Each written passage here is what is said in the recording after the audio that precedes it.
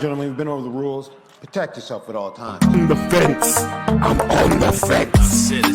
We don't need to talk about we left hook from Yaoundé came and landed on him, you know, so. Yo, so, yeah, King's Court MMA. We back in the building. Yeah. It's your boy Obasogi. Yes, it's your guy Marty. APL. Oh, missing back from the wilderness. Jesus, he's back from the outside, and he's back inside. Yeah. Yo, fans go crazy when you see you go in the comments and go, yo, I did call it. You know, Hadi came on last time and I said, yo, you're going to take his spot. He'll be back. I'm back. Look who's back. Why couldn't I get a score in the predictions on that? Yo, this is the 285 preview show. Come on. We got... is he still... we got the GOAT, Jon Jones, against, as Henry Cejudo calls him, Go. Ciryl Bon. Ciryl Bon, as Henry Cejudo calls it. And yeah, this is actually we're recording this when the actual, what's the show that the UFC does? Embedded. It's not embedded. Countdown. Yes, Countdown is just dropping. So yeah, I mean, I suppose we're in promotion week. What are we kind of predicting for the week? Because at the moment, the narrative from both has been very professional, very respectful of each other. Are we expecting anything to change in that tone and narrative from either fighter, especially Jon Jones? We know he could just flip a switch when he wants. I don't think so. I think he only does it when he needs motivation. And I don't think he's been out for 4 years. 3 years? Yeah. Going on 4? Yeah. No, I don't think so because I don't think he's got nothing to gain from that. I mean, the level of respect though, like he's even saying, "Oh yeah, DC can commentate on the fight, and me and DC are cool. DC's a good man." Yeah. That made me sick in my mouth a little bit because of how heated those two have been in the past. Is Jon Jones playing? Yeah, but then behind the cameras, Jon Jones will be like, "Yeah, eat my butthead," you know. So it's like, is Jon Jones actually a reformed guy, or is this again just another act? Because Jon Jones is also very good at these PR acts, but then he always gets caught slipping up when he thinks the cameras are off, for example. Come on, I'm sorry. Like even the back and forth that we see when he didn't think the cameras are on. They're similar to any other fighters that would say on the mic, Conor McGregor and all of these guys. It's the same. So no, but Jones, the issue people have with Jones is we can tell he's not being himself. And that's the issue I have with him. Like you can tell. Like for example, I was looking at his social media today, and he put like loads of pictures about him like shooting, like a shooting range or whatever. Like, if that's you, be you. Cause it's better. Like you get a feeling of don't be this PC guy that. He does shoot though. He does shoot that, and he enjoys shooting. Yeah, but as in. Be that guy. Own being a black redneck. If you're gonna be that guy, be it everywhere you are. But I don't know. Maybe Ciryl hasn't given him anything to chew on or whatever. So yeah. Cyryl's a good guy. I don't think anybody can have a bad word to say against Ciryl. Literally, in any of his last fights, like apart from the Gane one, but that just came from the relationship. That just came from the relationship with the coach, sort of thing. But apart from that, I don't think actually Ciryl Gane doesn't give anything to anyone that he's fighting. He doesn't like the sport. Yeah, it's true. Like he's here for a good time, not a long time. So, which again, does that like impact his performances? Do you think as well? Because if he doesn't like the sport, like I heard something that. He only started training when the fight got announced. Same, I heard. Which is silly when you're coming across the goal that is Jon Jones. It's silly. Yeah, but why deviate from who you are? Like, if that's how he does things and it's got him to this level. Achieve the best you could possibly be. I could go into an exam being, hey, I'm a C student or I'm a B student. Yeah. If I want to get A star, best believe I need to start revising early. Yeah, but if let's say you're a top performer, Cyryl's obviously a top performer to reach the level he has. I don't see why he would need, even if it's Jon Jones, I don't see why he would need to be. Is he the champ? Is he the current champ? Did he beat Francis Ngannou? Obviously not. No, exactly. Well, that's why, because there's space to improve. I firmly believe in Ciryl saying I started training for this when it got confirmed. let's be honest, Monday to Friday, he's got schedules in the gym. Of course, it's just maybe not camp. I don't believe there's a Paddy, for example, that way if he hasn't got a fight confirmed, he's just doing a world tour on how much I can eat. World tour buffet. I don't believe that. I believe as in game plan, strategy for a particular person locked in. For me, when he says I started training, it's like, okay, now it's Jon Jones. Yeah. As in the game plan. I don't believe he left the gym for a period of time to not train and then switch it on because Jon Jones' name's been confirmed, because that would be, I agree, that would be the worst thing anybody could do. Why would you do that? But he, for me, is a serious athlete. It's a pointless what he lives then. So it's almost like, it's not though. It's not pointless because I'm sorry, because if it's any different than any other fighter, which that what he said leads us to believe. No, because every other fighter will train. For example, look at Hamzat. Hamzat hasn't got an opponent. But you go on his YouTube channel, the dude is training. I've told you about the velocity in which those men are training. Yeah. He hasn't even got an opponent. I'm assuming, and that's why I have an issue with Paddy, that most fighters without an opponent are still sharpening their tools, are still ticking. That should be the professionals. Yeah, exactly. But like a football player, you've got your schedule. It's like us and our 9 to 5s. That's their job, is in the gym. At the end of the day, whether that's I've been watching like Justin Gaethje's prep. And he's doing, for me, I'm like, that's the epitome of, are you sure you're not overtraining there? Because he's doing a session, then going to another session, then doing another session, then even one more session. And I'm like, wow. And then his chef's not even there full time. He only has his chef certain days of the week. And then he's just got to rely on his own kind of abilities the rest of the time. I was like, what? Like, if you're in fight camp, for me, your chef should be doing every single meal, because now you're in, you're in the trenches where, I don't believe, I think it's not a completely redundant comment from Ciryl Bon to say that, I haven't been training, and now I hear Jon Jones, so now I start training. No, I think it's the strategy, the game plan, and everything else. Heard about it when it was signed. I think the strategy, because when he beat Ty, immediately called out for Jones. So like already in his mind, he must have known that was somewhere along the game plan. What he's saying is just a nonsensical statement. It's just an irrelevant statement, basically. And Jones won't fall for it. It's true. It's a trap, really, and I think he even came out, Jones, and just said, nice smell of rats. He's just like him. Not buying it. Yeah, he's not going to fall for it, but this fight is an interesting one for a multitude of reasons. Yeah. Obviously, the elephant in the room is ring rust, or whatever, cage, whatever, octagon, whatever you want to call it. What do we think of that? Do we think that's going to be a factor or not? Because Jones has planned this for a long time. Yeah, 100%. And then the opposite was like someone like Izzy, like who didn't plan his move up and like just immediately went up and then realised quickly that this is not for me. So I'm keen to see how this one goes. I'll let Marty lead because he's the Jon Jones #1 fan club. I've got some thoughts, but I know he likes to steal my ideas because I'm in the multiverse and he's not. You lead me astray. That's what you do. You lead me astray. But no, I think for anybody else, I think ring rust is a real thing. Obviously, we heard Dominic Cruz say it's not. That's the famous statement that he said. I think it could be a real thing. But for Jon Jones specifically and the preparation that we've seen behind the scenes, even though it's been 3 years out, it's not like we haven't seen anything from him in the past 3 years. Yeah. We've seen snippets of him. We've seen him getting big to the size. Actually, can he move it that way?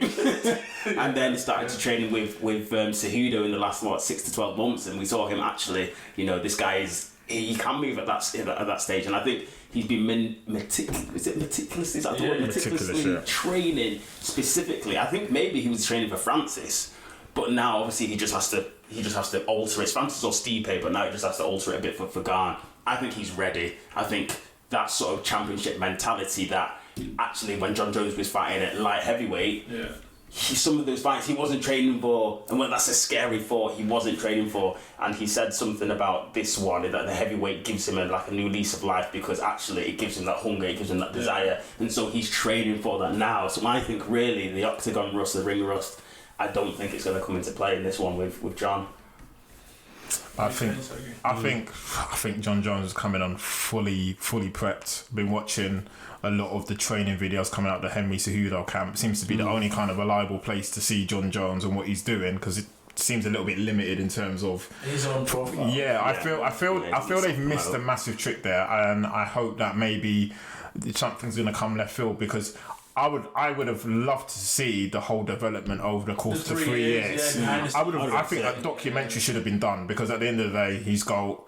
And he's going up to heavyweight, and I think they should have made, you know, whether it's him, his camp, the UFC, whoever his management company, they should have really built this up. Whether they release it like now or when he retires or whatever, once he's champ, when he's confirmed GOAT, just to solidify. Obviously, some people it's already solidified. Like Henry Cejudo says, even if he doesn't get the champ status, he's still a GOAT. I get that, but I feel like, for example, my guy, bigging him up because I think he's like one of the best in the business, like Will Harris, Anatomy of a Fighter, should have been all over this.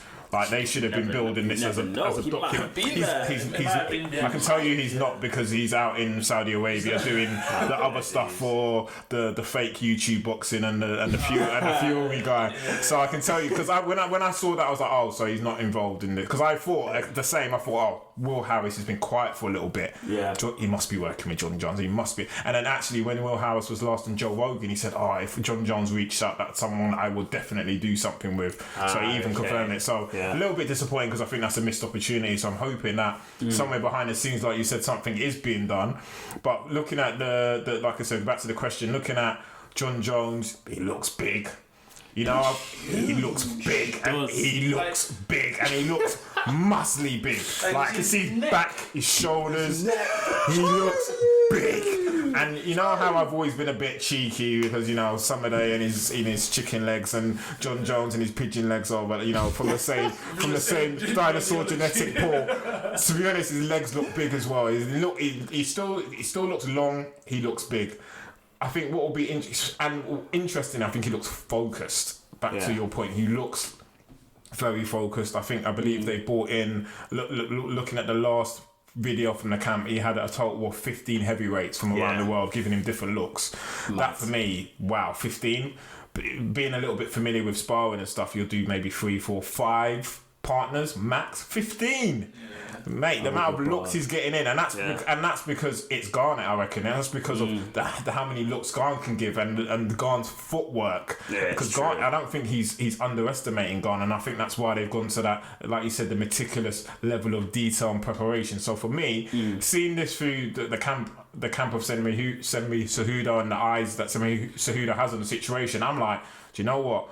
Forget Jones's last 3 or 4 fights at light heavyweight, when for me personally I was like, he was lucky to get wins out of those last 3. Controversially, he wasn't focused. I just think, you know, he was at that level, he was at that point where he was already checking out. This is now, you know, the carrot for him. And I think we're going to see a ring rust. I don't think there's going to be ring rust personally. I think he's going to go in and he's going to execute the game plan. So I think it's going to be interesting. I think it's going to be fun. Yeah, you know, you bring a good point, but the first point you mentioned about the whole marketing and selling piece, Jones has always been that guy. He's never had a good business team around him, I don't think. Who's he with in terms of agents? Do we know? I don't know who he's with. He always wears, brand-wise, he always wears RVCA. So he's been loyal with them from like day one. Obviously he's still got Greg Jackson. I saw him pop in the video, and obviously now he's got Senmi Cejudo. But in terms of actual management wise, not sure myself. I feel like it could be much bigger this week. 100%. Like true. And the lead they had for the whole time whilst he was out. Like even the documentary, that's something that should have been like, that's the first on the list. But in terms of like the build up to this is who he's fighting, his back, even like his back Michael Jordan type of thing. Do you know what I mean? Like where even when Cristiano Ronaldo went back to Man United, the branding and the marketing machine that was behind that made it huge. Because this is your guy, and Jones, he's had like maybe 3 UFC careers now, or maybe probably call it 2, but like at most 3. Like early Jon Jones, he's fresh out of college, whatever he was with Kamaru and stuff. Then you got the middle Jon Jones, where he's like defeating all these legends, and then you got the post, you know, all the issues with all these different drug test failures and stuff. So having that marketing to say he's back and he's new and he's different and he's, you know, it's almost give him a new face to the fan base. But hey, it is what it is. And actually, funny point you raised there, and I think I read it during the week where, and I think Bisping may have asked the question with the whole changing of rules around in terms of like I think levels that you can have in your system. And remember, we never heard of the word picogram until Jon Jones came along and made it like trending like entanglement back in 2021.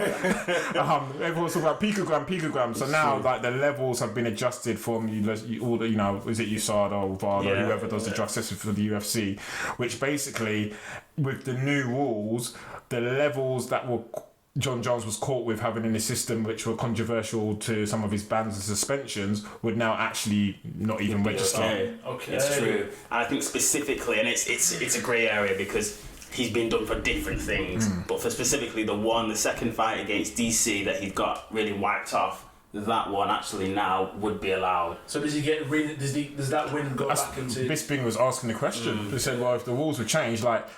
Because that's how, if you think about it the other way around, that's how Killershaw got caught. Yeah. It wasn't on the drug tests that were taken now. They went historically, and that's when he was getting flagged. So they were like, surely it should be the other way around for Jones, where he's been flagged, he should be unflagged. Yeah, it's true. And that's the question that Bisping was putting out there. Like, what happens to Jon Jones' record now with the new change of rules or whatever you want to call it? It's true, yeah. The only thing is I still doesn't think it clears every one of the ones that he's been caught on specifically. But true, it's right. And then let's talk again about the GOAT status, because that should change things in certain people's mind to reinstate him as the top pound for pound GOAT that there ever was and ever will be.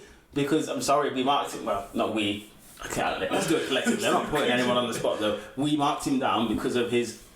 Yeah, of course. Obviously, it has an impact. Absolutely, it has an impact in terms of how people view it. Because if you're cheating to win, obviously you're not going to be the best. You lie, you cheat, you steal. Yeah. You lie, you cheat, you steal. Yeah. But on the fight itself, I mean, I don't know about you guys, but for me, the fact that it's heavyweight, obviously it's a different degree of danger, I guess. But Gane's not like a one punch knockout type of guy neither. And Jones, to be fair to him, has a good chin. Like so I unfortunately see it going one way and one way only. I don't know what he'll look like. That's the only thing. I don't know what he's gonna look like. Like physically, I don't know. Like how is he gonna move when he's actually in the cage next to a natural heavyweight? I don't know. What's that one way? As in Jones is obviously but for me, he's a clear favourite to win. Just because he has a lot more tools. When he's tested, he's got the dog in him. Yeah. He's just an obvious. If they were at light heavyweight, this wouldn't be a conversation.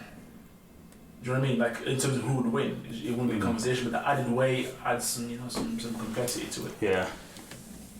Interesting. I think it's probably easy with who I'm gonna pick, but there's specific reasons to it. I'm not sleeping on Gane whatsoever. Ciryl Gane, I think, as a heavyweight, he's unlike any heavyweight we've ever seen. Okay, what ways do you see him being Jones? Realistically. I think if Ciryl Gane is able to evade the dogfight that Jon Jones will try to make this fight into, I think he has a realistic chance of winning. That's two. Yeah, I think Ciryl Gane can outpoint Jones, and that's a big statement because Jones outpointed everyone really in his light heavyweight career. But I think actually Gane is that good that he could outpoint him. And let's not forget that Gane actually he was winning that fight against Francis Ngannou. He did I don't know what, he got a rush of cold blood to the head. And he tried to go to the ground or tried to go for that leg lock or something with Francis, and that was and then that's game over. He would be the champion right now if it wasn't for that, in my opinion. Yeah. So I think if he could, and again, I think Jones may be a bit more versatile, a bit more agile than Francis at heavyweight. We don't know yet, but we'll see. But I think Gane can still evade those punches of Jon Jones, but it's a big if. I don't think that will happen. I think just the amount of experience Jon Jones have Jon Jones will put his hands on Gane, and Jon Jones will ragdoll him. And if he gets ragdoll on the floor, you think Francis did something to Gane? No. Jones will stop him, and I think Jones stops him within 4. Yeah, look how gassed he is. Look how happy he is. Jones. Bow the knee.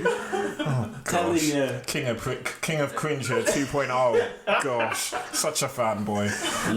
Gosh. Love it. For me, I think it's going to be interesting. I want to see what weights they'll come in at as well. I want to see who's the bigger man. I actually have a feeling that Jones might be bigger. I think Jones might be coming in. Like 424 something. He likes 240. He likes 240, 247. I think I've got a feeling Jon Jones will come in maybe 255. Yeah. That's just the feeling. Yeah. I think he'll come in as the bigger man, which is crazy considering he's the fighter coming up. I think it's going to be very interesting because I've been watching both of their past fights when I've been able to this week, and I think who's gonna kind of enforce their way with the kind of the leg kicks. I think they're going to play quite a vital part. I think one word, like you said, you're not gonna sleep on Gane.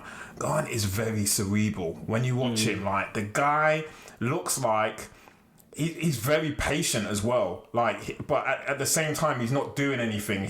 Everyone knows about his footwork. His footwork is no heavyweight should be able to move like Gane. Yeah. So it's a case of, I get Jon Jones is also got very good footwork, but how does he carry that, being potentially the bigger man, and carry that into heavyweight? So that's going to be interesting to see. I think what has Gane done since the Francis, like you just covered, what has he done to kind of offset his liabilities in terms of grappling and being on the mat? Because that's where Jon Jones wins for me. It's not even about on the feet or a power punch. It's going to be how many times Jon Jones can take Ciryl Gane down, which I think he'll have to rely upon, especially if Gane comes out, which he's done in other fights. And even look at it Ty to Arasa, those kicks that he landed on Ty's mid-whift and the legs. I could feel them. I'm telling you. So we're talking about dog, I get it, but it's going to be interesting to see can Jon Jones take those kicks. But then you've got, when you look at Jon Jones' historic fights, you see the way he uses his elbows. That for me is where the name Bones comes from. Yeah, that elbow joint. That his elbows are the most lethal elbows in the game. I don't care, because he'll set you up and the little reaching strategy just to touch you, and then you think you've got away, and then the arms just there, just like that. So you don't even see it coming. Nasty that's arms. Something he's done to everyone he's beaten. Yeah. So that's going to be interesting. But then Ciryl Gane, his head movement is off the chain. Yeah. So I was watching him again versus Ty, and Ty went in with this dirty left hook, and it would have landed on anyone else. Ciryl saw it and it was out the way. Literally the punch did this. And I was like, wow, the guy's head movement is on a swivel. So for me, Jon Jones is going to have to go old school. We're talking wrestling, we're talking grappling, we're talking keeping your hands on him and just keeping that high pressure up. Because if he doesn't, then back to your point, I see Ciryl Gane outpointing him based on being more elusive with the kicks and being patient and cerebral with the punches and those left hooks and straight lefts especially. Yeah. So I think it's going to be down to Jon Jones imposing his will with the grappling. If he doesn't, then it's Ciryl Gane on points for me. I think you are insane. I'm so sorry. We're talking of Jones like he is almost not the challenger, he's almost the guy with the less tools. What are we talking about? Hey, I ain't talking about the less tools. I gave Jon Jones loads of love now. I'm being unbiased as possible. You know what I'm like? I'm being unbiased. I've said that. I genuinely do you think he's going to knock him out? I don't think he's knocking out Ciryl Gane. I think Jon Jones doesn't have that one. If the two options, if you tell me of these two, who's going to knock out? Who I say Jones knocks out? Yeah, but those options were provided to. Nobody asked me that question. I think the same. The question that you asked me was specifically, how do you see Ciryl Gane winning? And I gave you my answer. Yeah. I do think he's more elusive on the feet. Yeah. I didn't say Ciryl Gane wins. I just said if Jon Jones doesn't impose his will in the grappling and the wrestling, then he's giving Ciryl Gane a way to win on points.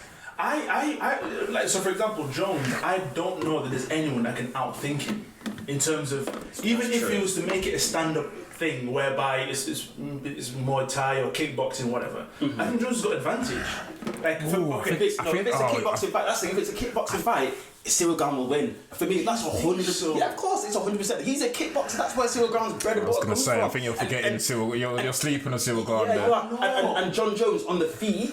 The thing he was very good in his success. Okay, he can stand on the outside and kick because he's very long, but it's again that's limited here because now it's 84.5 reaches versus 81 reach. So I believe Ciryl Bon's probably like the biggest guy he's fought in terms of reach, even though it's Jon Jones. Jon Jones still has the reach. Oh, actually, Gustafsson was long as well. Yeah, Gustafsson was long, but Gane's better than Gustafsson. Back then, I don't think so. The Gustafsson back then. What original like fight number one? I don't think so. He's more rounded. Gustafsson's more rounded. Gustafsson's more rounded. But I think the thing is with Jon Jones, he makes fights dirty. He still makes fights dirty. He made them look clean, but he puts his hands on you. And he puts his fingers in your eyes. Don't forget that. He'll think. He'll also poke you in the eye. It's true. Literally put his hands on you. It's true. But that's the thing. He can grip you. Ciryl Bon doesn't need to grip you. He can be in and out quick. Sort of like Izzy. He can be in and out doing that matrix stuff. That's quick. No, I get that. That's fine. But for me, you cannot win against a Jon Jones like that. APO,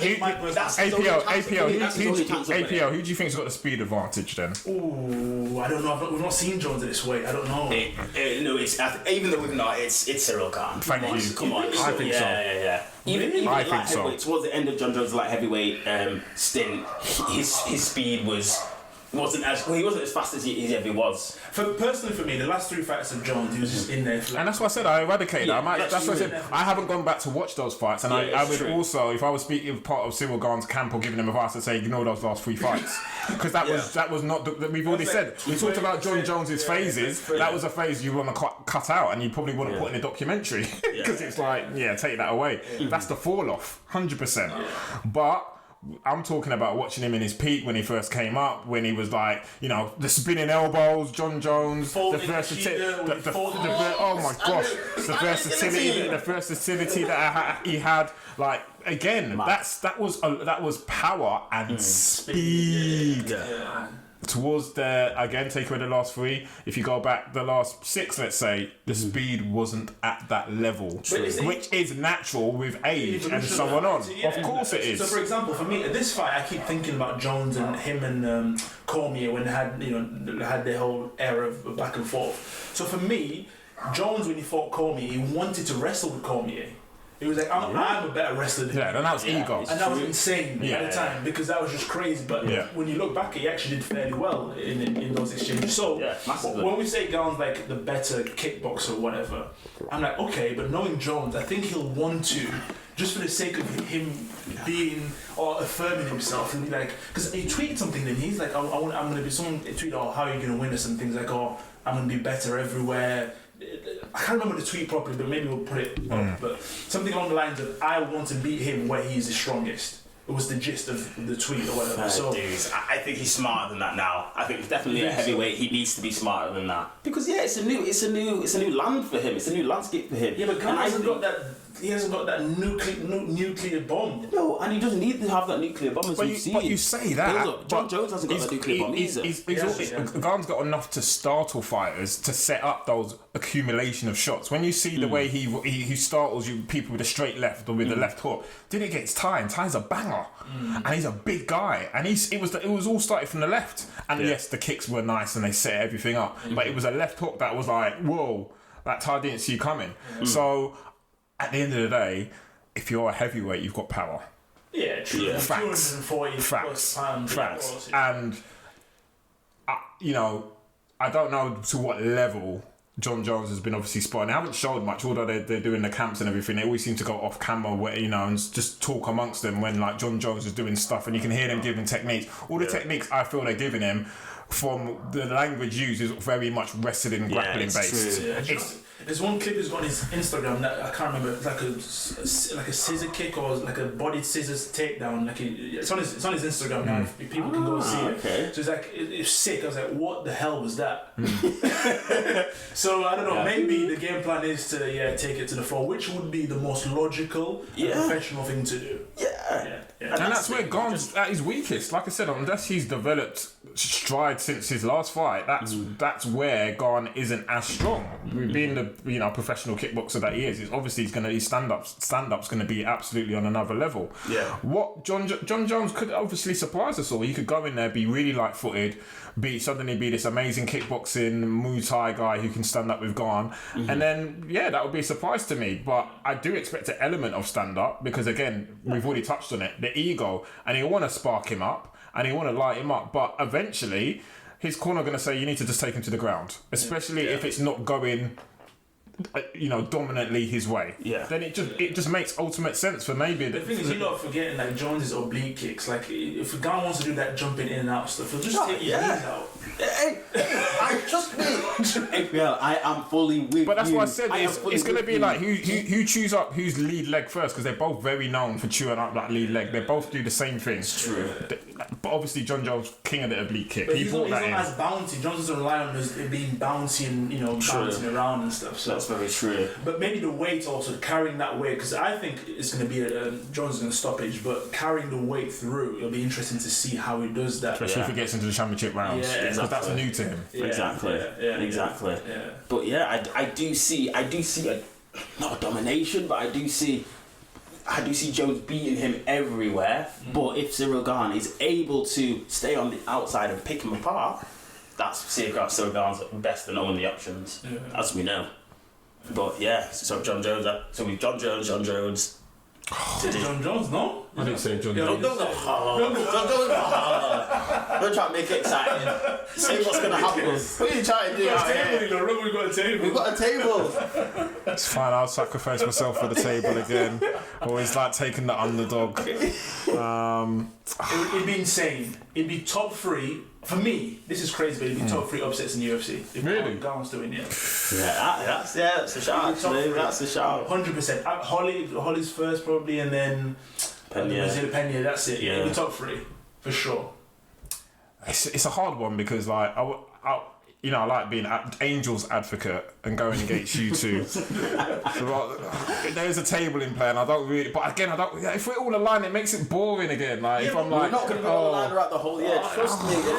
Trust me, not. Because I would love to bet against Jones, but there's not enough. Like Gane doesn't offer enough of a threat. Yeah, but for me, it's almost like. To be honest, if Jon Jones comes back after that layoff, comes back and just wins the championship belt, I'm just like, damn, like he's got me. I'm shutting up for life and just saying he's the number one GOAT. That's it. It's solidified now. Who does that?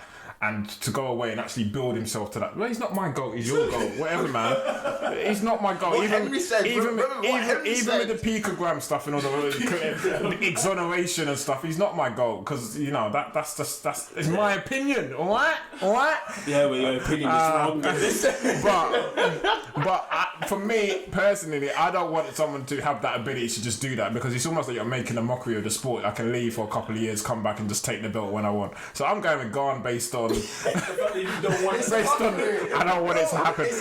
To be honest, I'm not gonna. You know what? This fight, I'm looking forward to it, but I'm not invested to the extent where I'm gonna have palpitations. I just want to see a great fight. I'll have popcorn, but I'm not gonna be like you, where you're gonna be like checking your heart because Jon Jones tripped going up a step as he was going in. Oh my gosh, is he okay? And like sending him tweets and kisses and stuff. I'm not on that level, but I'm not on that level for either of them. So I just want to see a great fight.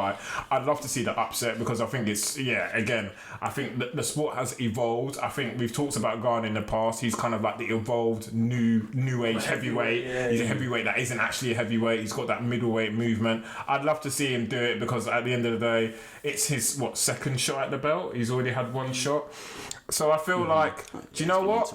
I'd like it to be competitive. I think if Jon Jones does it, then Jon Jones moves on, let's say, to Stipe. I think if Gane does it, then we get a rematch. Because it's Jon Jones. So depending on how it goes. But if Gane wins it, it's not going to be a knockout. It's not going to be round 1 or 2, innit? Isn't it? So for me, it sets it up nicely. So for me, I've got a head kick in my head now. I've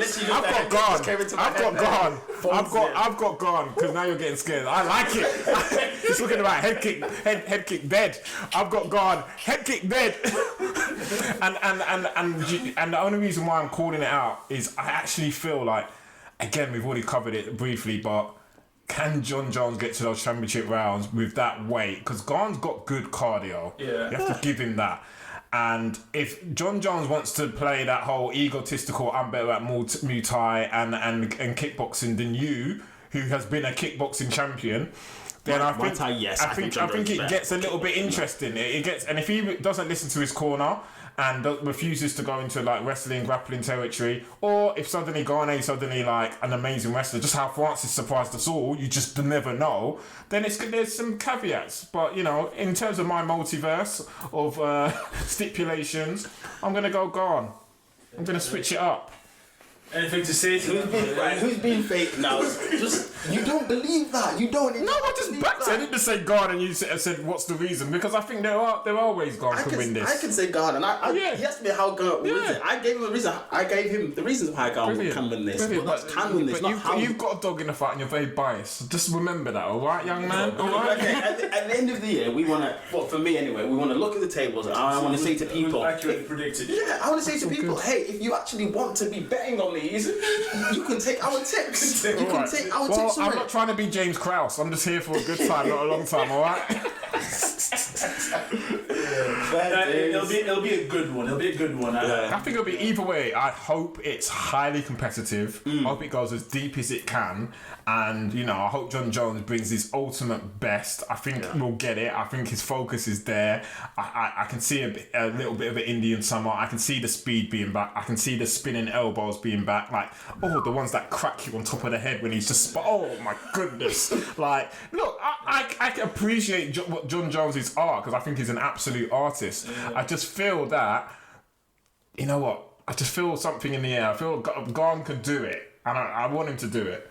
I think because I want a rematch. I think it's out of sight, out of mind that's going on here. Because he's been out of sight. No, I've just watched. I've spent the whole week watching. Y'all must have forgot. Nah, in the words of Izzy. Not at all. I've talked about his elbows. I've talked about the dog in him. I've talked about his kicks. I've talked about his oblique kicks. Jon Jones is an absolute beast. When you told came out of your mouth as a winner. When you told Tommy, I'll knock you out with a head kick, and he went and knocked him out with a head kick. Do you know the audacity of that? Daniel Cormier. Was he double champion at the time, I think? No, I don't think so. I think he was the champion, though. Cormier was the champion in that second fight. Yeah. He's like, I'm going to knock you out with a head kick. He's like, oh, okay. Oh, we'll see. Bang. Knocked him.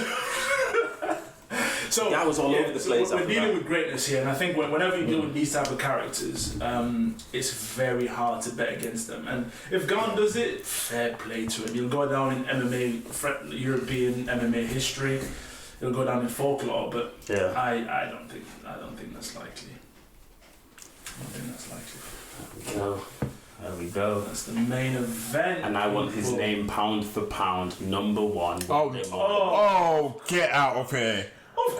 What? Are you serious? Please. Are you serious? Yeah, let's go. I can't. Here we go. I can't. Wait. Why? For what? For winning a vacant belt? Get out of here. Wait.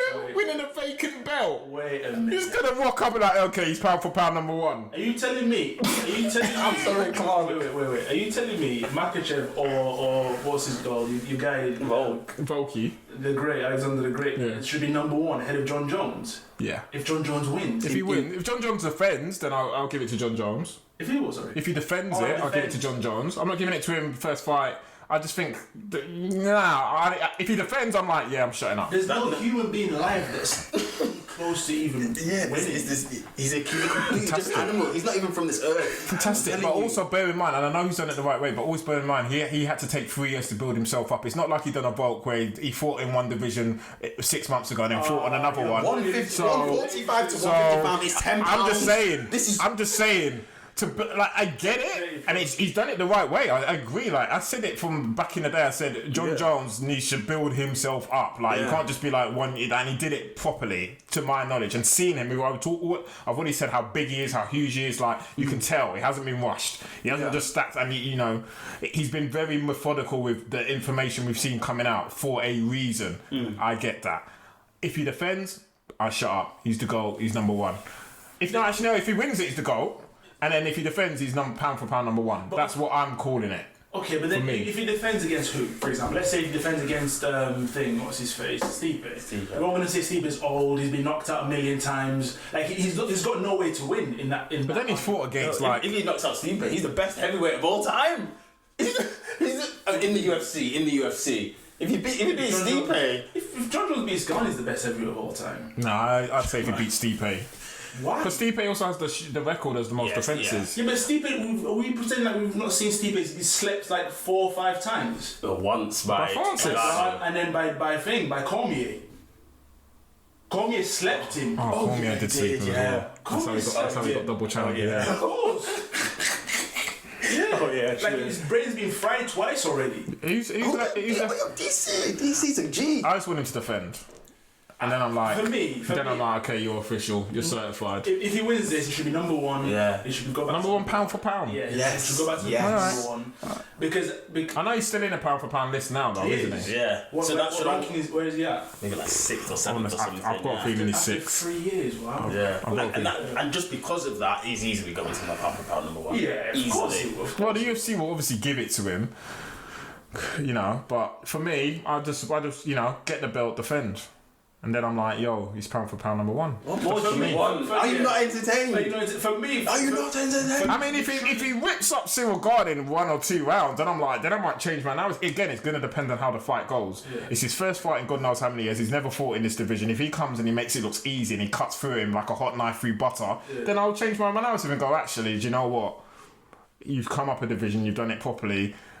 No one else is going to touch you for the duration of the time you want to fight. Then it's done. But I just need to see the fight. So for me to say, it's almost like the argument that you missed where I was like, oh, if you beat the man, you get it with Volkan Islam. But then I actually changed my mind. I actually went, I don't think Islam should be number one. I said it. I saw that and that was rubbish. That's why I brought it up. Stir in the pot. Yeah, well, I mean, we're on conversations, but if you win to the supposed number one, however it's done, you're the number one. Like, I don't know why we're trying to find ways of discrediting Makhachev as the current number one now, but I also agree that your body of work, and that's why I think Jones should lead for Makhachev because of everything he's done in his career throughout his whole career. So, well, it depends what rankings you look at, because I'm looking at the UFC rankings right now, and it's Volk 1. There's no 1-1. It's Volk 1, Islam 2.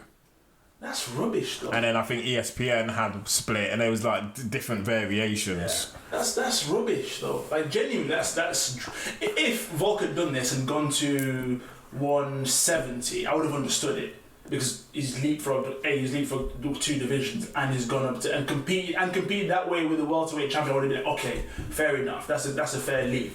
But he's only gone up £10. But why are we giving him so much? No, but it's still a lot. It's still a lot.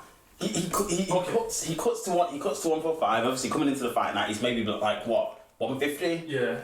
Islam probably weighs like 170. It don't matter. By the time he's there, he would have been double champ. That's the thing. He would have been double champ. Okay, let's go to a different sport. Do you guys remember when Pacquiao moved up to fight Miguel Cotto? That's me out in this conversation. Do you remember when he moved up to fight Miguel and how big the difference was and how he absolutely dominated? It was like, okay, Pacquiao is pound for, at that time, obviously Floyd was in prison and stuff, but at that time, he's the number one pound for pound because he's moved up and dominated the person that was above him. Yeah, but we're talking about Manny Pacquiao, his body of work. How many weight divisions did he go up and be champion? We're talking 6, 7, 8. Yeah, Come on, that's just a bit like Canelo. If you touch a division, you win the belt. Based on everything you've done before, you get it. You get pound for pound. Like Canelo's doing the same thing. He's just going up. Literally, I wouldn't be surprised if Canelo's in the background saying, "Yo, Usyk, if you beat He lost to Bivol. Yeah, he did. Yeah, so you can't. So that argument of going up is there's a level you can go up to. Yeah, he lost last year. Yeah. There's a level you can go up to before you're like, okay, weight classes matter for a reason. Yeah, 100%. But again, I wouldn't. They're already talking about rematch. That's going to happen. Bivol versus Canelo. Bivol will beat him again. I hope so, because I think. But then that's back to my when I believe and feel that egotistical stance is getting out of hand, because everyone's forgetting Canelo, like Mayweather fought Canelo at the right time. Obviously, Mayweather knew he was going to be the new cash cow. Look, young man, I'm gonna bring you to my weight. I'm gonna smack you up. And he's still the only. Oh, sorry, apart from Bivol, they're the only two defeats. Yeah, official. Okay, they're the only two defeats. But then Canelo has been like, yo, he's just bullying. He feels like he got to any weight division and bully. Do whatever he wants, and Bivol showed him, nah, bro. This is the cap. Nah, this is it. Stop saying. But Canelo has got so much authority in that sport. Wouldn't be surprised if he went, I'm going to go up to heavyweight. And Usyk will, because Usyk is a cruiserweight. Yeah, there's a big one, but it comes down and then they have a little super money fight.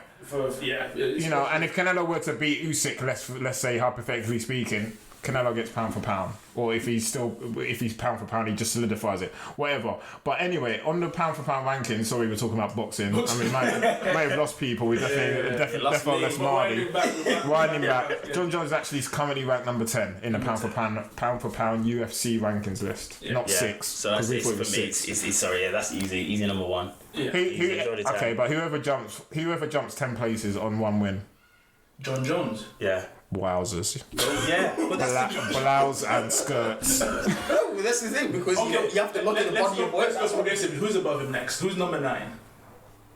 Number 9, Brandon Moreno, number 9. Okay. Charlie Olives, number 8. Come on. Aljamain Sterling, 7. Alex Pereira, 6. Izzy, 5.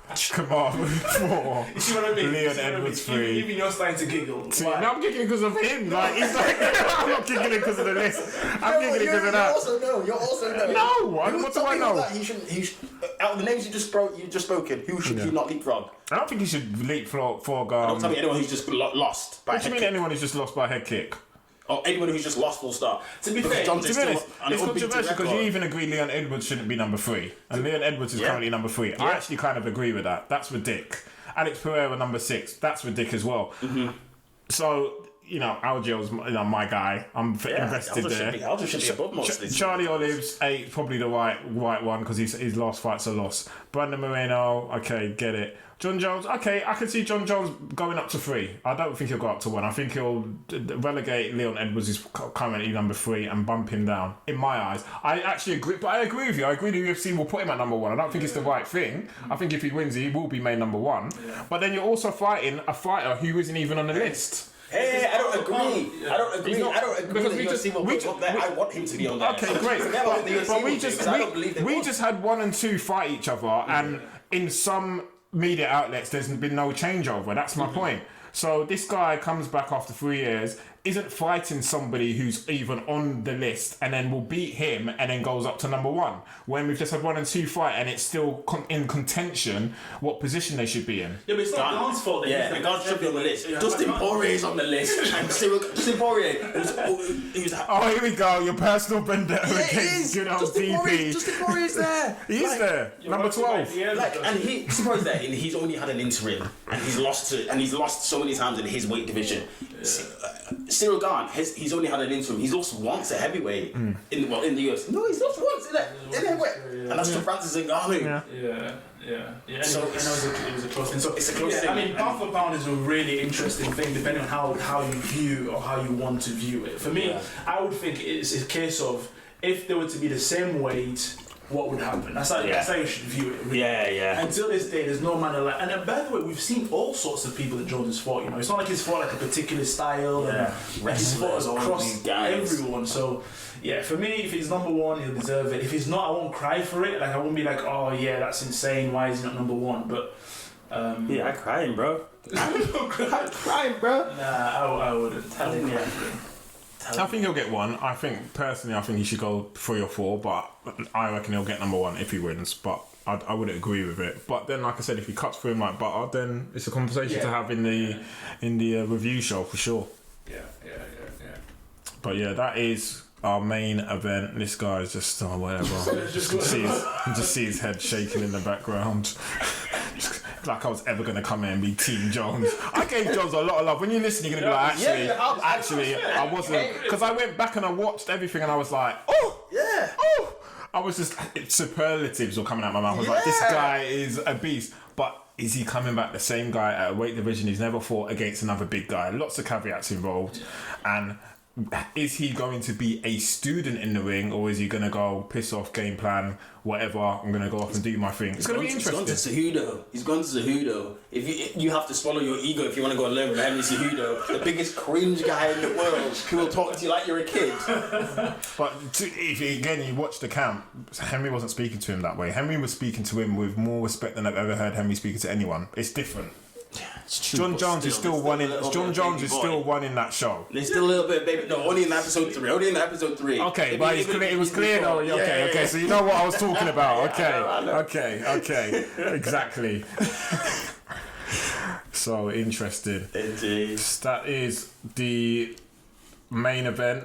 285 UFC. That is going down. Oh my gosh! Next weekend, is that why we're recording now? Yeah.